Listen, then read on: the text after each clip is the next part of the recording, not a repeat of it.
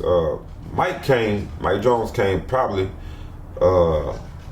maybe like 3 or 4 weeks later, maybe a month or so later. You know what I'm saying? I wasn't there at Swishahouse that long before he came. Probably like 3 or 4 weeks later. And when we started doing flows together, because the final chapter I was on there, I had like 2 flows on there by myself. And then we backdoored quick with a mixtape called The Warning. And by that time, Mike was there. So that's when the ball started rolling, because at the time Swishahouse was going through a transition. Like all the original members, they was kind of leaving and doing their own thing. Mm-hmm. And you know, I think people still trying to figure out what was going on. So people wasn't exactly that receptive to us when we first came, you know, because people was like, you know, where's Slim Thug, where's Lil Mario, where's Pick, where's Tiger, Lester Roy, Archie, you know, all the usual suspects. Everybody was, you know, basically kind of doing their own thing. But at the same time, you know, a couple of them would still, you know, I guess contribute flows.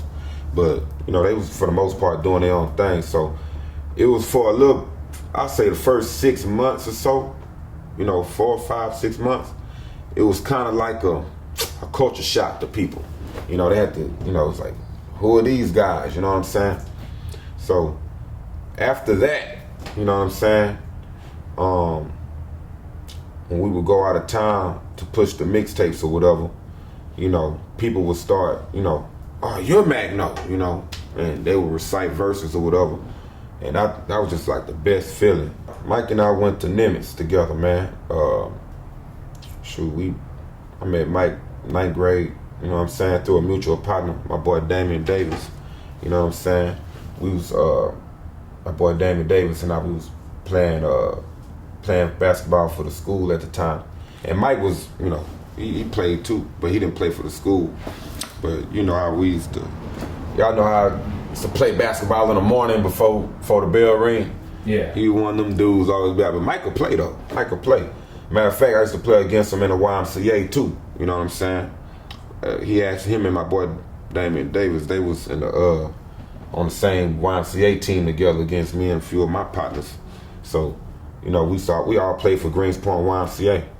So I knew him from that, you know, and then of course at Nimitz too. You know what I'm saying? So it was weird when we was at the studio and you know, Watts was like, yeah man, we got this other dude, Mike Jones, you know what I'm saying? We thinking about, you know, bringing him on in, man. I want y'all to, you know, do some flows together. Woo, woo. It just didn't click with me because Mike Jones is such a common name. Yeah. It didn't click with me, and I think I want to say Mike left Nimitz maybe 11th grade year, because I think he went to Booker T. You know what I'm saying, for the last 2 years or so. I think he had transferred, but for the 9th and 10th grade he was at Nimitz, and a little bit of 11th grade, but then he ended up leaving and going to Booker T. So I hadn't seen him probably 2 or 3 years, you know what I'm saying? And you know, so you know, it just didn't click. So when he came to the lab, when he came to the studio, I'm like, man, this nigga, oh man, I've been knowing this boy. So, you know, I think that helped our chemistry on the mic, because we already knew each other. We was already cool, you know what I'm saying? So, and Mike, he used to rap back then too, you know what I'm saying? Mike was always, he was always polished, you know what I'm saying? You know, he was already polished. Like, when I wasn't thinking about rapping, I was just strictly basketball. Mike used to, you know, boys being, doing the cafeteria thing, you know, beating on the tables. Mike was one of them dudes that'd be flowing or whatever, you know what I'm saying? So. Oh, so he was always doing it. Oh, he was always doing it. You know, I give him his props. He was always. That's why people be like, you better. But I know Mike he always had the hunger for it, and he always he was already rapping, man. He was already polished. By the time he came to Swishahouse, he had already been he already had a record deal before that. You know what I'm saying? That he had, I think it just didn't work out, but he had already been with a label before and all that. So he was already polished to it. Me, I was still, like I said, I was still honing my skill, and I was trying to hone this style that nobody was really using a lot, that I wanted to use, that I wanted to personalize. You know what I'm saying? The Magno style. And you weren't trying to be a rapper. That wasn't your goal. Nah, it wasn't. I was strictly basketball. I mean, probably even the first year of rapping, man, if I could have went and played at a college somewhere, I probably would have dropped the mic and went. You know what I'm saying? We was originally solo acts. You know what I'm saying? Of course, because I was there like 3 or 4 weeks first. You know what I'm saying? And Mike, he came later. You know what I'm saying? And we had totally different styles. But of course, true to Swishahouse fashion, we're gonna collab. You know what I'm saying? Freestyles, we're gonna collab or whatnot. But what happened was, because we was the two new acts on the label, and everybody had kind of dispersed and went on and did their own thing. We had came out with a flyer, like people don't understand. We didn't plan first round draft picks. It was just, it was the whole concept, because I'm just a true basketball head. I always would say, this Swishahouse is like the team, and we like the new draft picks. You know what I'm saying? So they had ran with that, and shouts out to Mike Frost. He had did the artwork. We had ran with that that whole concept. You know what I'm saying? So it wasn't originally a duo album. It was just a flyer to pass out during the Capitol to let people know these are new artists on the label, on Swishahouse.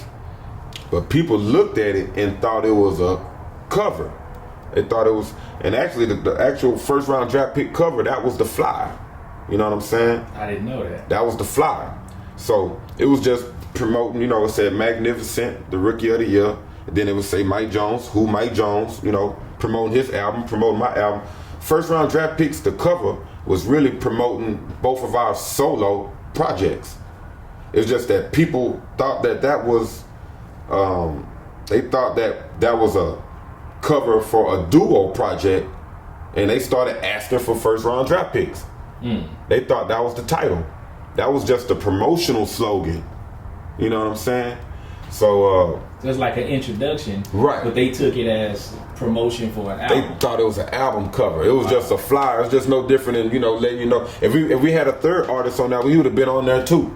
With his, right by his name, would have had his little solo. What his solo was gonna be called. Yeah. So, it wasn't it was just a generic flyer. That's all it was. It was just a generic flyer, man. And people thought that it was an album cover, so we just ran with it. You know what I'm saying? I distinctly remember, it was like, man, people think this is a cover. They was like, shit, hey, let's run with it then. Let's make it a cover. So we started. Improvised. Yeah, exactly. So we just started doing, at first, he would have his beats that he would record. I would have my beats, and sometimes we'll collab. We just started collabing together. So now we just gonna start doing it like a duo. We still would do solo flows, but we just started doing it like a duo. And it just kind of grew legs from now, man. Probably three months later after that, because I remember, 6 months within us coming to Swishahouse, we was already doing paid shows. So about 3 months after Capitol, paid shows. We was already doing paid shows. Wow. That summer, we was already doing paid shows. And before the Capitol, mixtape had a lot to do with it. You know what I'm saying? I mean, Mike had the flow with Slim Thug. They got me a model. I think it was him, Slim, and Duty. You know what I'm saying? The Victory flow with 50-50. I had a flow with Blind Side on the Old Boy. You know what I'm saying? I had another solo track or two on there. And before the Capitol, man, and before the Capitol tape, man, like that mug sold hundreds and hundreds of thousands, man. Like, we seen it literally, unit for unit. I would go as far to say probably 1 million units, like, because it just kept on selling. It long after the Capitol was done, like before the Capitol 2K2 was still selling, like in the winter. Wow. Still selling, and people would get it. I mean, 200 come in a box, man. They would be getting it. Probably 10 boxes of that shit, man. People that would have stores, because like they would feed other stores. Some of the retailers would get it, and then you keep some for their store and feed other stores. Like, a lot of stores were distributors within themselves because, you know, it was such a hot product, they can get it, you know what I'm saying, and add a buck to it and sell it again, you know. So, you know, add a buck per unit and make them some money off of it too. A lot of people, you know, make their bones off of them tapes. So, yeah, man, I think that was like our coming out party. You know what I'm saying? Like the warning, people, I know people got that. It was cool. We came out, I can't remember if it was 90% grind, 10% sleep. I think we came out with that before Kappa. But before the Kappa came out, man, that was like our coming out party. And that, it just moved and moved, man, to the point to where, you know, they was like, hey, we need to start working on this album.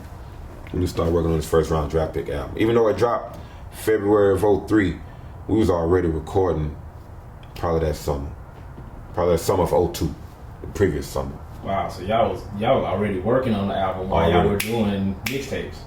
Day-to-day grinding, man. That was our whole mantra. We was already on it. When we smelled blood, we kept going, man. We kept going, you know what I'm saying? Shouts out to Powwow and Chamillionaire, man. They had took us, they let us open up for them our first show out of state.